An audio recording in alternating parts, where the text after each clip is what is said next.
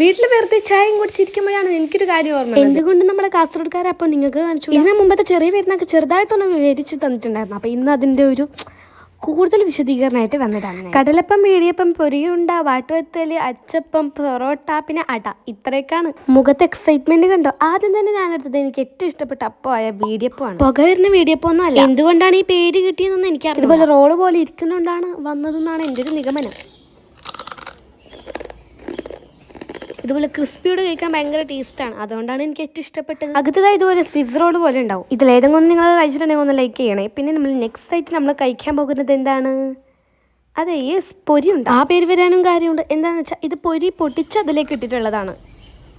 അതിൽ സൗണ്ട് വരാത്ത കാരണം വെച്ചാൽ അതിൻ്റെ അകത്തത് ഇതുപോലെ സോഫ്റ്റ് ആണ്. എനിക്കിത് അത്ര ഇഷ്ടമല്ല. ഇനി നെക്സ്റ്റ് കഴിക്കാൻ പോകുന്നത് വേറെ എന്തോ അല്ല, അട. ഇതെനിക്ക് പണ്ടൊന്നും ഇഷ്ടമുണ്ടായിരുന്നില്ല. ഇപ്പം അവർക്ക് ഭയങ്കര ഇഷ്ടമാണ്. പെരുന്നാൾക്ക് ഇപ്രാവശ്യം ഒരുപാട് അപ്പങ്ങളൊക്കെ ഉണ്ടാക്കി വെച്ചിട്ടുണ്ട്. ഇത് പൊരീൻ്റെ പോലെ തന്നെയാണ്, പുറത്ത് ഹാർഡും അകത്ത് സോഫ്റ്റും.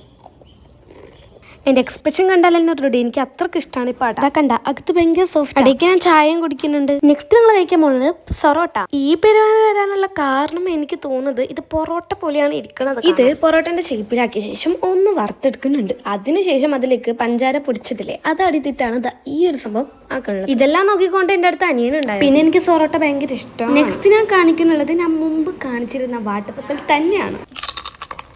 ഇതിന്റെ ക്രിസ്പി ഇത് എനിക്ക് ഭയങ്കര ഇഷ്ടമൊക്കെ തന്നെയാണ്. നെക്സ്റ്റ് ആയിട്ട് നമ്മൾ കഴിക്കാൻ പോകുന്നത് എന്താണ്? അച്ചപ്പമാണ്. ഇത് പിന്നെ വീട്ടിൽ തന്നെ ഉണ്ടാക്കിയതും എല്ലാ പെരുന്നാൾക്ക് ഇത് ചൂടാറുണ്ട്. എനിക്കിത് അത്ര ഇഷ്ടമൊന്നും അല്ല കേട്ടോ. ഇനി അവസാനമായിട്ട് നമ്മൾ എന്താണ് കഴിക്കാൻ പോകുന്നത്? കടലപ്പം. എന്തെങ്കിലും പ്ലേറ്റ് പൊക്കി കാണിച്ചാൽ അത് താഴെ വീഴില്ലേ. ഇതെനിക്ക് ഭയങ്കര ഇഷ്ടമാണ്.